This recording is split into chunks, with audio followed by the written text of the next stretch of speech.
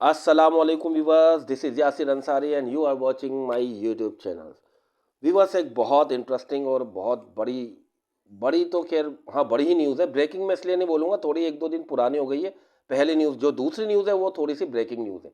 पहली न्यूज़ तो ये है कि मुस्तफिजुर रहमान को इंडिया की टीम केकेआर से फारिग कर दिया गया है। वजह आपको पता है कि बांग्लादेश से भी इंडिया की ठन गई है, तो वो अब हर मुहाज पर बांग्लादेश के सिफारती मुहाज पर भी और खेल के मुहाज पर भी अब लड़ाई करते हैं। इंडिया की तो ये आदत है छोटी छोटी पड्डों को उठाना फजूल में। तो अब मुस्तफिजुर रहमान को जो 2 से 3 दिन हो गए इस बात को, 1 से 2 दिन हुए इस बात को, थोड़ी पुरानी बात हो गई। मुस्तफिजुर रहमान को फारिग कर दिया 9 करोड़ में। शाहरुख खान की टीम केकेआर ने उनको ले लिया था।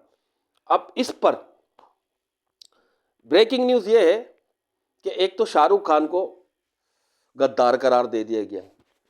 व्यूअर्स इस पर मैं बात करता हूँ। एक तो ब्रेकिंग न्यूज़ ये है और दूसरी ब्रेकिंग न्यूज़ ये है कि बांग्लादेश ने भी ठान ली है कुछ एक्शन लेने की इंडिया के खिलाफ। जी हाँ, अब बांग्लादेश जो अगला वर्ल्ड कप हो रहा है 2026, इसी साल में 2026 फरवरी में, इस साल के दूसरे महीने यानी कि फरवरी 2026 में जो वर्ल्ड कप होने जा रहा है T20 का, वो इंडिया में है।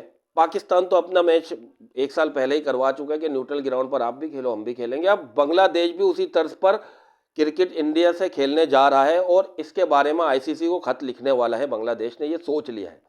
जी हाँ, क्योंकि बांग्लादेश के खिलाड़ी, जब बांग्लादेश ये बोल रहे हैं कि हमारे एक खिलाड़ी जब इंडिया जाके सेव नहीं है तो उसको दहशतगर्द करार देकर वापस कर दिया गया और उसके खिलाफ बहुत बातें की गई, क्या पता अगर वो रुकता तो हमला भी हो जाता। तो इंडिया बोल रहा है, बांग्लादेश ये बोलता है, बिल्कुल लॉजिक है उनकी बात में, मैं उसकी बात से बिल्कुल 100% मुत्तफिक हूँ जो बांग्लादेश बोल रही है। और बांग्लादेश ये बोल रही है कि अगर हमारा एक खिलाड़ी वहां पर दहशतगर्द करार दिया जाता है कुछ ना करने के बावजूद भी, तो फिर हमारी पूरी टीम कैसे वहां सेव होगी? Where is this security? तो मैं तो पहले ही अपनी तमाम वीडियोज में बोल चुका हूँ, इंडिया इस टाइम, दुनिया का इस टाइम क्या, एक अरसे से लोगों को पता अब लग रहा है इंडिया अनसिक्योर मुल्क है सबसे ज़्यादा दुनिया में। अगर 3 अनसिक्योर मुल्कों की बात की जाए ना, 3 से 4, उसमें इंडिया सबसे पहला आएगा। और पाकिस्तान का अगर बात की जाए इंडिया उन अनसिक्योर ममालिक में, पाकिस्तान का नाम अभी भी आखिर के 20-25 में आ रहा होगा। सही बता रहा हूँ, पाकिस्तान इतना सिक्योर मुल्क है। टॉप सिक्योर मुल्क की अगर 3 की बात की जाए वो पाकिस्तान आएगा। यूं मैं आसान कर देता हूं अपनी बात को कि top securest countries of this world अगर आएगा नाम, तो पाकिस्तान का उन शुरू के 3 या 5 ममालिक में नाम आना चाहिए जो अभी पाकिस्तान जितना सिक्योर और जितना अच्छा फॉरेनर्स के लिए चल रहा है और हमेशा से चला है। लोगों ने बड़ी कोशिश की गंदा करने की, कामयाब नहीं हुआ, जिसमें इंडिया सरे फहरिस्त है। और most unsecurest countries in the world की अगर बात की जाए उसमें से शुरू के 3 या 5 ममालिक में इंडिया का नाम आएगा। अनसिक्योर, हर तरीके से बदसूरत, अनसिक्योर, गंदे, घटिया और गरीब, सबसे गरीब फटीचर लोग। पैसे तो इनके पास होते ही नहीं है, सिर्फ क्रिकेट और फिल्में नहीं होती भाई, पूरी आपकी इकोनॉमी देखी जाती है। आप लोग पूरी दुनिया की चंद गरीब तरीन कौमों में से एक कौम हो। 80% आबादी आपकी सड़कों पर और जंगलों में रह रही है। अभी भी हगने के लिए टॉयलेट तक नहीं है 70 से 80% आबादी के पास। किसको बेवकूफ़ बना रहे थे, अब तो सब खुल गया कच्चा चिट्टा। पाकिस्तान ने जब 6-0 की शिकस्त दी उसके बाद बहुत सी सारी चीज़ें खुली और व्लॉगर्स ने भी बहुत सोशल मीडिया पर आके इनका कच्चा चिट्टा खोल दिया। बहरहाल हम टॉपिक से हटे नहीं है, हट जाएंगे अगर ज़्यादा बोलेंगे तो। इंग्लैंड इंग्लैंड माजरत चाहता हूँ, बार बार आ रहा है क्योंकि इंडिया इंग्लैंड आई सा आता है ना, आई और ई अलिफ से मिलते हैं दोनों। बहरहाल इंडिया ने बांग्लादेश के खिलाफ भी वही वतीरा अपनाया जो पाकिस्तान के खिलाफ अपनाया था और दुनिया में बदनामी का और बाइस बना।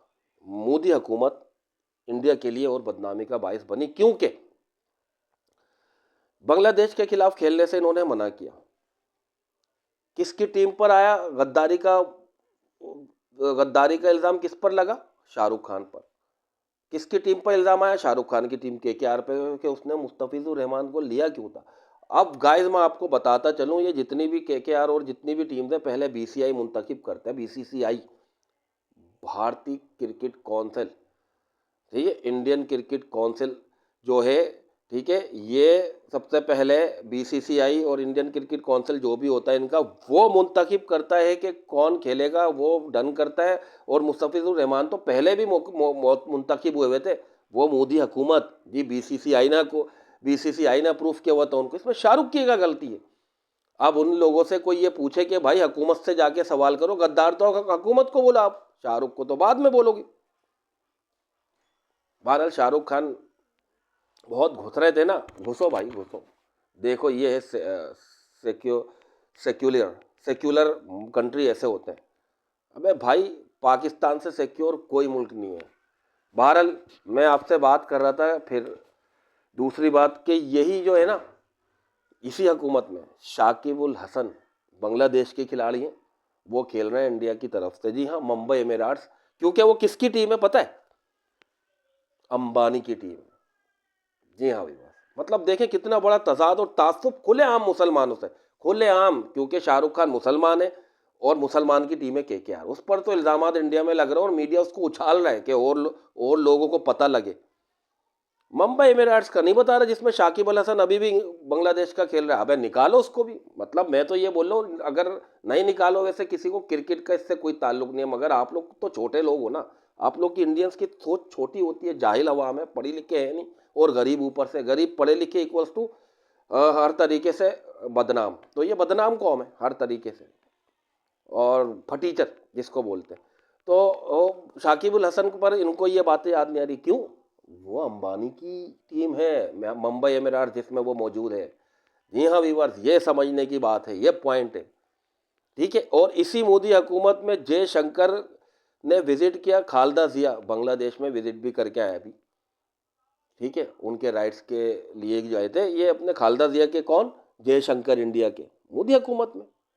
तब इन लोगों को कोई दौरे नहीं पड़े, तब इनको अपने बंदे जो मर रहे हैं इनके याद नहीं आया बांग्लादेश में हमारे बंदे मर रहे हैं। और सबसे अहम चीज़, शेख हसीना वाजिद को किसने अभी पनाह दी थी अपने मुल्क में? इंडिया ने दी, मोदी ने दी। तब इसको बांग्लादेश के खिलाफ अपने लोग मरना याद नहीं आए। और अभी भी लोगों ने यही, कुछ लोग बोल रहे हैं इंग्लैंड चली गई या वहाँ चली गई, अभी भी मोदी के मुल्क में, इंडिया में वो पनाह गजीन है, वो भी बंगाली है। नहीं, वहाँ याद नहीं आएगा क्योंकि वो मोदी आ गया एक जगह, जयशंकर आ गया एक जगह, अंबानी आ गया।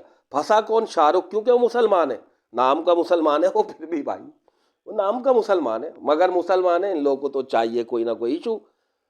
मुसलमानों से जलते हैं, डरते हैं, क्योंकि डरते हैं, हमेशा खौफ है मुसलमानों से इनको। भाई इतनी बात है, अगर मुसलमानों के खिलाफ ये करते हैं, मस्जिदें शहीद कर रहे हैं, वो इतने किसी के खिलाफ बात की जाए वो खुद ब खुद हाईलाइट हो जाता है कि वो बहादुर है।